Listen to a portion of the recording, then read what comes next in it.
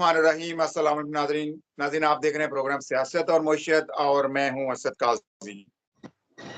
नाज़रीन, किसी मुल्क में अवाम को सेहत, तालीम और सिक्योरिटी की जिम्मेदारी फराहम करना रियासत की बुनियादी जिम्मेदारी होती है। लेकिन पाकिस्तान की बदकिस्मती ये है कि हुकूमत ना अवाम को सेहत की सहूलत फराहम कर रही है, ना तालीम की। और इस वक्त अगर देखा जाए तो हमारे असातिज़ा सड़कों पर अपना एहतजाज रिकॉर्ड करवा रहे हैं और जो प्राइवेट स्कूल माफिया है वो अपनी खुलकर मनमानी कर रहा है और इस वक्त लोग अपने बच्चों को तालीम नहीं दिलवा पा रहे और ये सरासर रियासत की नाकामी है। आज हम इसी इशू पर बात करेंगे कि टीचर्स को क्या मसाइल हैं और ये प्राइवेटाइजेशन क्यों करने जा रहे हैं। हालांकि तालीम फराहम करना कोई इतना बड़ा बजट भी नहीं है और हम पहले बहुत कम बजट तालीम पर खर्च कर रहे थे। और इसके अलावा हमने देखा केपीके के अंदर भी असातिज़ा सड़कों पर हैं, अपना धरना देकर बैठे हैं। तो असातिज़ा के साथ ये नारवा सलूक हुकूमत क्यों कर रही है और ये सिलसिला कब तक जारी रहेगा, और इन्होंने एहतजाज भी रिकॉर्ड करवाए हैं, क्या कहीं सुनवाई हुई है या नहीं, इसी बात तजिया और तबसरा करने की कोशिश करेंगे। मेरे साथ आदिल वड़ाई साहब हैं, ये मरकजी नायब सदर हैं पंजाब टीचर्स यूनियन के। आदिल साहब, मैं आपको प्रोग्राम में वेलकम करता हूँ। तो आदिल साहब, मुझे बताइएगा, इससे पहले हमने सूरत हाल इतनी गंभीर नहीं देखी। जब भी कोई मसला होता था टीचर्स को मराहत भी दी जाती थी, तनख्वाहें भी बढ़ा दी जाती थी। अब तो जायज किया जा रहा है और नौकरियां भी खत्म की जा रही हैं। हुकूमत क्या करना चाह रही है, पहले तो ये बताइए, फिर हम बाकी चीजों के ऊपर डिस्कशन करते हैं। जी, बिस्मिल्लाहिर्रहमानिर्रहीम। असद काज़मी साहब, सबसे पहले तो असद काज़ी साहब, मैं आपका बेहद मशहूर हूँ कि आपने आप हमारी असातिज़ा की आवाज़ बने। तो मैं सबसे पहले तो आपको ये मुतला करना चाहता हूँ कि जो आप हालात वाक़यात से आप ऑलरेडी आगाह हैं। आप देख रहे हैं कि असातिज़ा कौम के मामार हैं, इनका काम सड़कों पर नहीं है, लेकिन ये बेहिस हुकूमत और ज़ालिम और जाबर हुकूमत ने असातिज़ा को सड़कों पर आने के लिए मजबूर कर दिया है।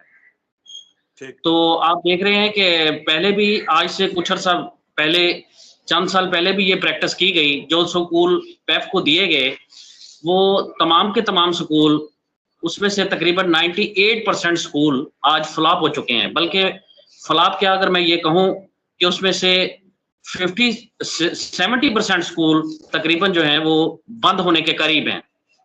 तो इसी प्रैक्टिस को दोबारा रिपीट किया जा रहा है मौजूदा हुकूमत में। ये पहले भी इस हुकूमत ने पहले भी एक दफ़ा प्रैक्टिस की थी। ये प्रैक्टिस ऑलरेडी नाकाम हो चुकी है। ये एक नाकाम प्रैक्टिस है। आप बेहतर समझते हैं कि एक रियासत की जिम्मेदारी होती है तालीम और सेहत, तो गरीब के ऊपर तालीम जो है वो बंद की जा रही है। एजेंडा क्या है? देखें हुकूमत का काम यही है कि वो गवर्नेंस करे और अवाम को सहूलियात फराहम करे। जो IMF और इनके जो मुआहदे हैं वो इस तर्ज के बन हो चुके हैं कि तालीम और सेहत मुकम्मल तौर पर दोनों डिपार्टमेंट को प्राइवेटाइज करने की तरफ जा रही है। ठीक, तो अवाम टैक्सेस देते जा रहे हैं। एक तो एक ही दो सहूलियात थी जो अवाम को मिल रही थी। जो अमनो आमा की सूरत हाल है वो तो वैसे ही गंभीर है। आपको अपने घर के लिए लहदा से अपनी सिक्योरिटी खुद करनी पड़ती है। तो एक सेहत और तालीम बचती थी। अब गरीब अमीर आदमी तो अपना इलाज करवा लेता है, तो जो गरीब आदमी टैक्स पे कर रहा है, जिसको पेट्रोल भी डलवाना है या कोई भी चीज लेनी है, वो उसके ऊपर टैक्स दे रहा है, तो उस टैक्स के बदले अवाम को कुछ नहीं मिल रहा। जी बिल्कुल, हमारी तनख्वाहों से भी टैक्स काटा जा रहा है। तो अब जब आप लोग टैक्स लगाकर अपनी याशियां पूरी करते हैं। बिल्कुल यही नजर आ रहा है, क्योंकि देखें कहीं भी किसी मुल्क में ऐसा नहीं हो रहा कि वो एक मुलाजिम पर 100-200 का टैक्स लगाकर ये साबित करते हैं। बज़ाहिर वो एक 100-200 का टैक्स लगाते हैं, लेकिन हजारों की तादाद में, लाखों की तादाद में जब मुलाजिम वो 100-200 नहीं, वो कई लाखों करोड़ों रुपए बनता है। ओके, अच्छा आदिल साहब, मैंने देखा है कुछ अरसे पहले यूटिलिटी स्टोर खत्म, उसका महकमा खत्म किया गया, लेकिन वर्कर्स के एहतजाज के बाद उनको दोबारा बहाल कर दिया गया, उनका बजट भी उस तरह अप्रूव कर दिया गया। लेकिन यूटिलिटी स्टोर की उतनी जरूरत नहीं है जितनी हमारे बच्चों को, हमारी नई नस्लों को तालीम की जरूरत है। तो अब आप ये समझ रहे हैं कि आप कह रहे हैं ये प्राइवेटाइज करने जा रहे हैं। तो पहले ही प्राइवेट स्कूल माफिया ने इस टाइम समझे कि वो माफिया का रूप धारा हुआ है और वो अवाम को लूट रहे हैं। कम से कम एक आदमी एक बच्चे की फीस जो है वो 3500 रुपया ले रहा है, तो गरीब आदमी तो मर जाएगा। फिर बच्चा पहले ही 150-2.5 करोड़ स्कूल से बाहर है। अब जो बच्चे नई नस्ल आएगी वो तो फिर सारे स्कूलों से बाहर ही होंगे, पढ़ाई तो कहीं कहीं नहीं नजर ही आ रही। जी बिल्कुल, आप बेहतर समझते हैं कि प्राइवेट माफिया ने अपनी दुकानदारी शुरू की हुई है। जो मुख्तलिफ जो हैं वो हर किसी ने अपना अपना एक स्टैंडर्ड बनाया हुआ है। तो गरीब का बच्चा जो है वो प्राइवेट स्कूलों को तो अफोर्ड नहीं कर सकता।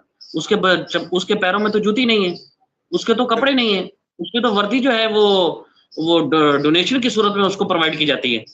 तो जो बिल्कुल जो साथी जो बच्चे जो हैं वो स्कूल की वर्दी नहीं ले सकते, वो कैसे तालीम हासिल करेंगे? वो भी तो एज ए पाकिस्तानी वो राइट रखते हैं एक तालीम का, सेहत का, लेकिन वो इन सारी चीजों से वो लोग तो महरूम हो जाएंगे।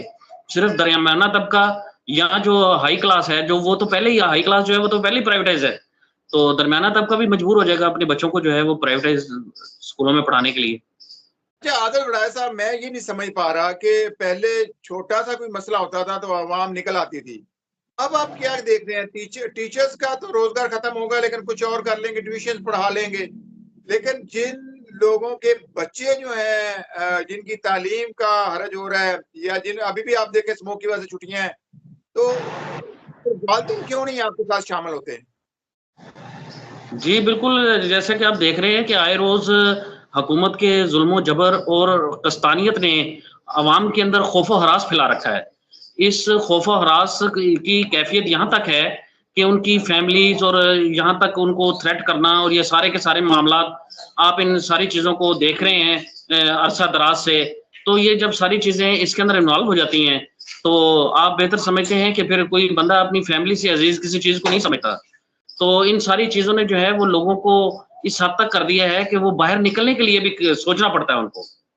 ओके, अच्छा, आप लोगों ने जो आपकी यूनियंस है, पंजाब टीचर यूनियन, इन्होंने एहतियाज रिकॉर्ड करवाया था, उसके बदले आपको आप में से बहुत से लोगों को नौकरी से हाथ धोना पड़ा है। तो जी बिल्कुल, पहले तो पंजाब में बर्तरफियां हुई, सस्पेंशनें हुई, रोकनियों से हाथ धोना पड़ा, सस्पेंशनें हुई पंजाब में मुख्तलिफ अजला के अंदर। तो उसके अगेंस्ट फिर आप लोगों ने एहतियाज रिकॉर्ड नहीं करवाया, उसके बाद आपकी तरफ से मुकम्मल खामोशी है? नहीं, जो असल में एक्चुअली जो जीटीए के हमारा जीटीए का प्लेटफॉर्म से जो हम एहतजाज पहले दिन से जो ये तहरीक चल रही है, वो जीटीए के लायामल के तहत जो शेड्यूल दिया गया है उसके मुताबिक हम अपनी तहरीक को आगे कंटिन्यू कर रहे हैं। तो उसमें जिस तरह जैसे जैसे कोई शेड्यूल आ रहा है हम उसको फिलहाल वैसे वैसे फॉलो कर रहे हैं, लेकिन अभी तक ताहाल जो है वो हुकूमत की तरफ से कोई हठधर्मी और बेहिसी की कैफियत है, कोई रिजल्ट नहीं है।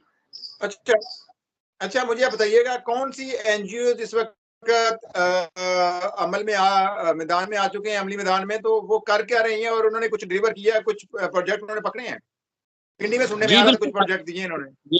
ये लास्ट टाइम 13,000 स्कूल जो है वो उन्होंने जो प्राइवेटाइज किए हैं, इसमें कुछ लोगों ने इंडिविजुअल तौर पे लिए हैं, कुछ ने ग्रुप के तौर पे, और कुछ जो है वो एनजीओज के हवाले किए गए हैं। तो मुस्लिम हैंड के हवाले से कोई एनजीओज है उसके हवाले किए गए हैं स्कूल। अच्छा, पाकिस्तान के अंदर अभी तो हमने देखा हमारे जो इदारे हैं वो तबाह हाल हैं, पीआई, रेलवे, और इसके अलावा स्टील मिल देख लें, और हमारा पाकिस्तान पोस्ट देख लें, कोई भी इदारा इस टाइम हुकूमत नहीं चला पा रही। तो एक तो मुझे बताइएगा कि आप कह रहे हैं ये महकमा तालीम को खत्म करने जा रही है, अब ये भी तो हो सकता था अगर प्राइवेटाइज करना है, जैसे पीआई की बोली लगाई गई थी, इस तरह बोली लगाई जाती बाकायदा और इसी तरह निजाम चलता, क्योंकि पीआई का वो कह रहे हैं जी हम पूरी जितनी भी उनकी लेबर है वो उसको हम नहीं निकाल लेंगे, उनको मरा देंगे, उसको कंपनी को प्रॉफिटेबल बनाएंगे।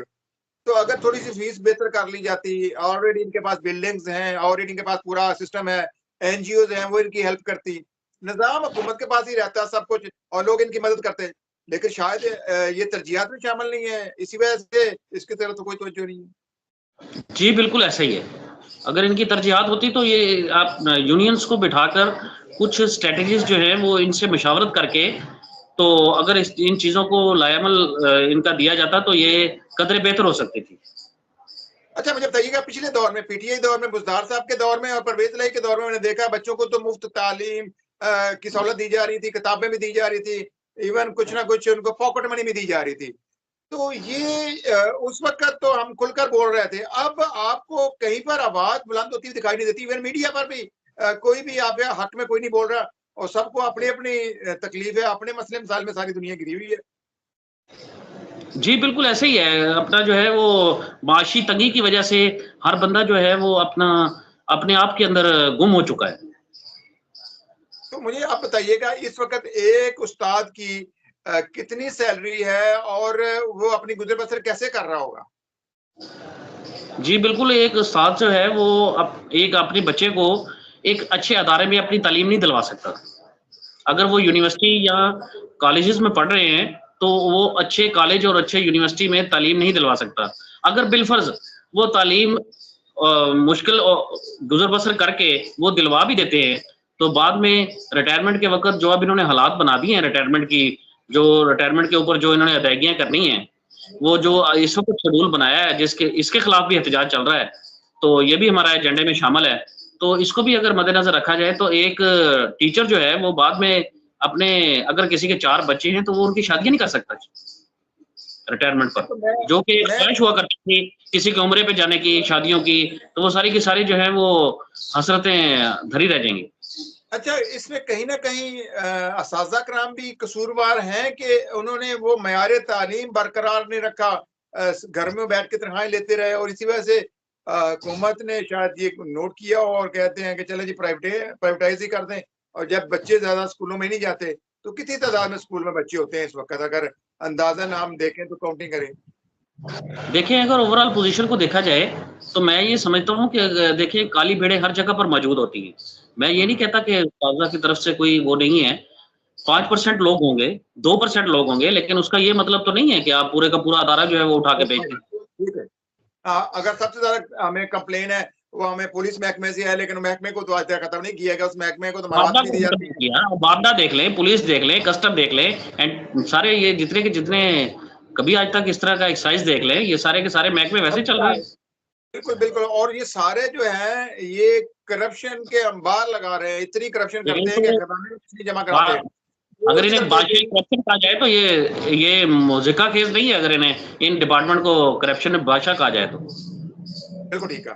अच्छा, अब वापस आते हैं, मुझे आप बताइएगा यूनियंस जो हैं वो अपने एहतजाज रिकॉर्ड करवा रही थी, किस हद तक आपके मुतालबात सुने गए? अगर सुने गए तो कोई किसी जगह उन्होंने एक्सेप्ट ही किया मुतालबात को या बिल्कुल ही मीटिंग करके और उसके बाद वो भूल गए और आप भी भूल गए? जी, अभी जो है वो हमें एज़ सच कोई हुकूमत की तरफ से पैगाम नहीं आया।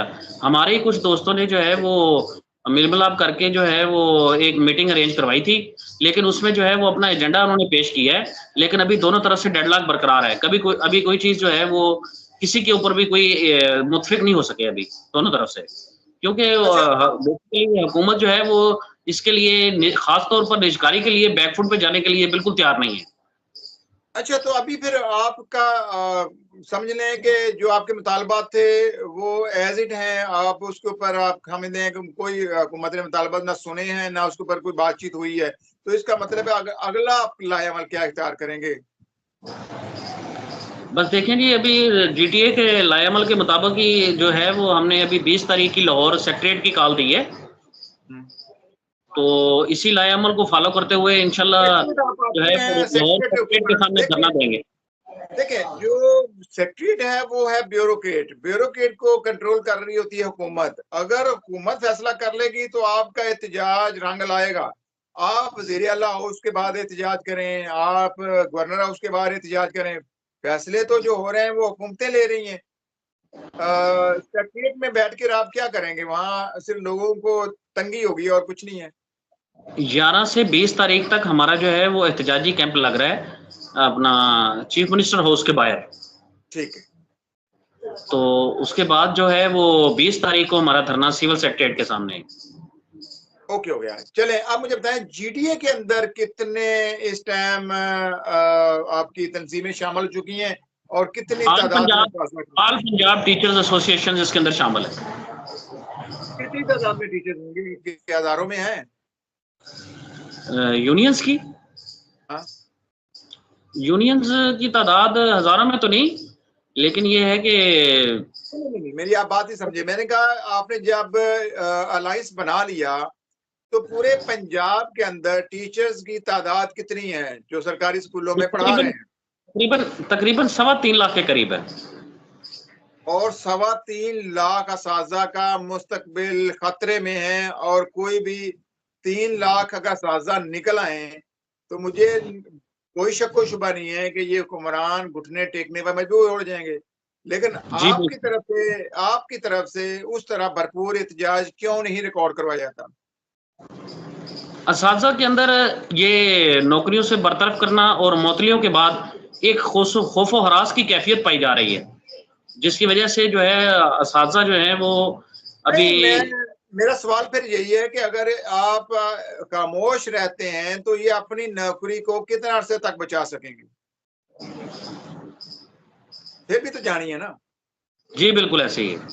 बस ये चीज़ हम मोटिवेशन दे रहे हैं अपने असातिज़ा कराम को कि देखें कि लड़के शहीद होना ये और चीज़ है। यानी कि अगर एहतजाज करके अगर हम कोई चीज़ कुछ हो सकता है कि हम कुछ हासिल कर जाएँ। अगर हम खामोश बैठे रहे तो हम फिर बराबर के कसूरवार हैं। अगर हमने इस एहतजाज में हिस्सा ना लिया या इसके खिलाफ आवाज़ ना उठाई, तहरीक का हिस्सा ना बने, तो हम समझते हैं कि हम फिर हुकूमत के बराबर के शरीक होंगे। सर, मैं जो जानता हूँ ये है कि सबसे ज्यादा जो हमारे दही इलाकों में स्टूडेंट्स हैं, बच्चे हैं, वो अपना एहतजाज रिकॉर्ड करवा सकते हैं, फिर उनके पेरेंट्स उनके साथ आ सकते हैं। लेकिन अभी तक आपकी तरफ से कोई इतना बड़ा एहतजाज रिकॉर्ड नहीं करवाया गया जिसकी बुनियाद के ऊपर हुकूमत आपसे मुज़ाकरात करे। आप आते हैं, धरना देते हैं, उनसे कोई फिक्र नहीं है, इसलिए तो आपसे कोई मुज़ाकरात नहीं कर रहा। आपने एक प्रेशर डालना है, एक पॉलिटिकल पार्टी, आप कह रहे हैं जी आप हमने अकेले आप कुछ नहीं कर सकते। तो इसके लिए आपको कुछ चेंज करनी पड़ेगी, उसके लिए आप लोगों की जो लीडरशिप है वो क्या? 2 तारीख को जो हमारे पूरे पंजाब में एहतजाज हुए हैं ना जी, वो कामयाब एहतजाज हुए हैं 2 नवंबर कामयाब को। कैसे गिनते हैं? अगर कामयाब हुए हैं तो अभी तक हुकूमत आपके सरकारों की साथ तरफ कुछ लेकिन वो हमारा इतना नहीं था असल में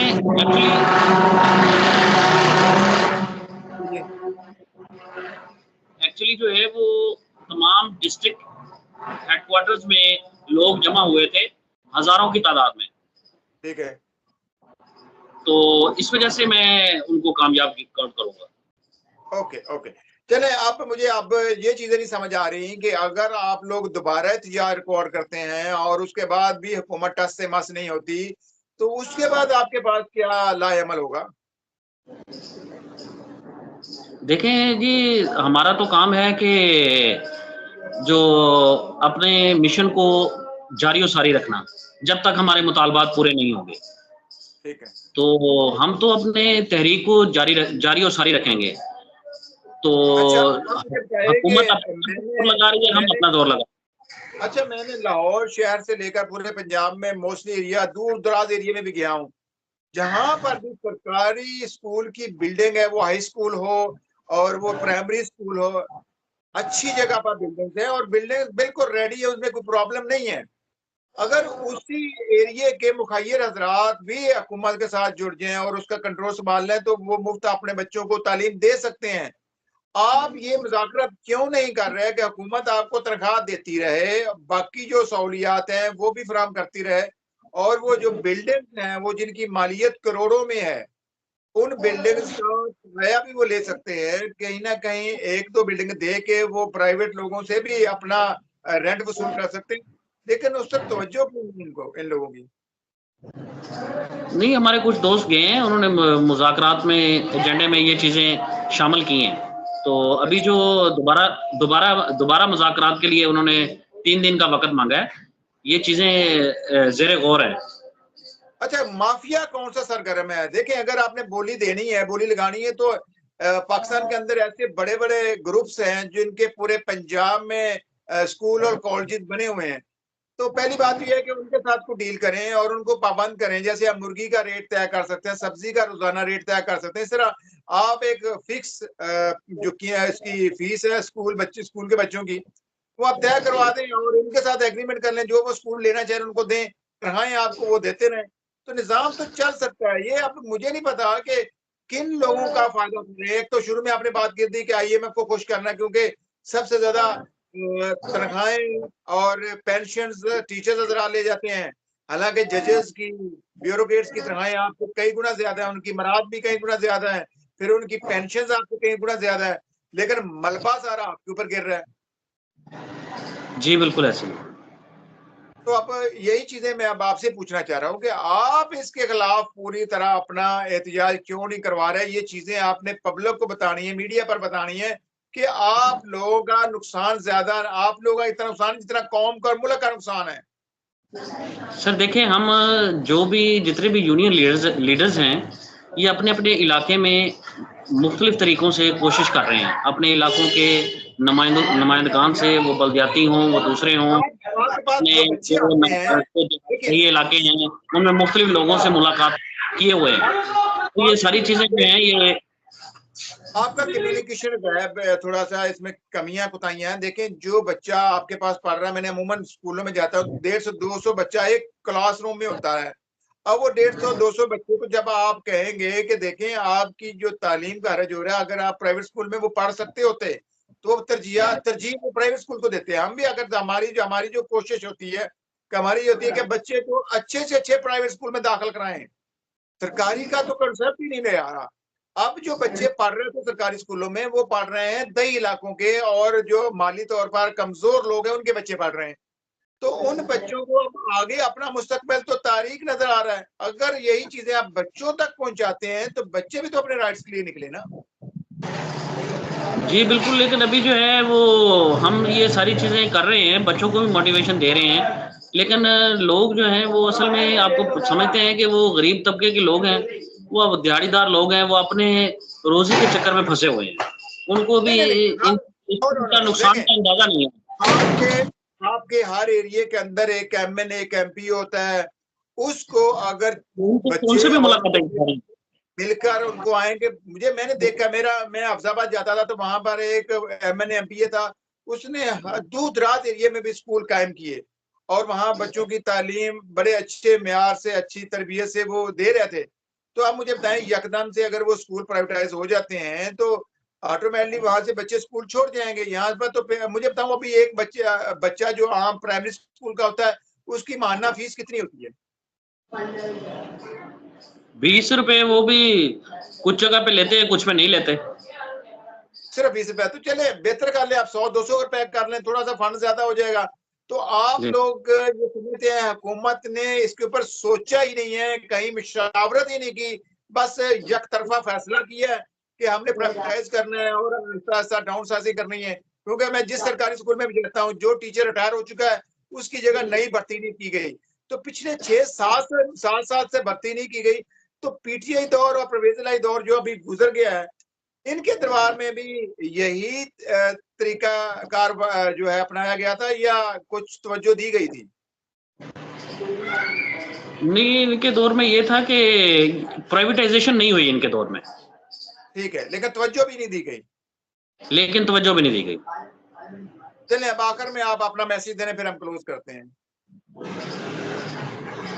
जी, बस मैं यही कहना चाहूँगा कि हुकूमत जो है वो हमारे मुतालबात को फौरी तौर पर पूरा करे, ताकि जो है असातिज़ा का काम जो है वो सड़कों पर नहीं बल्कि स्कूलों में पढ़ाना है। असातिज़ा हमारे कौम है।